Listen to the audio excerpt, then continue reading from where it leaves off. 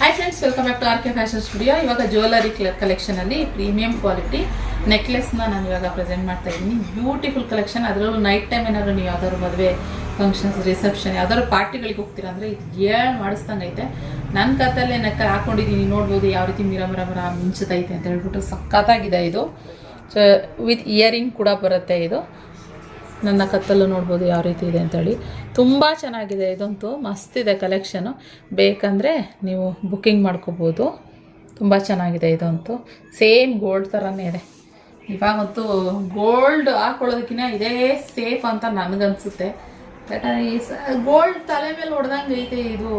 So ಇನ್ಯಾಕೆ ಅಲ್ವಾ, ಆರಾಮಾಗಿ ಹಾಕ್ಕೊಳ್ಬೋದು.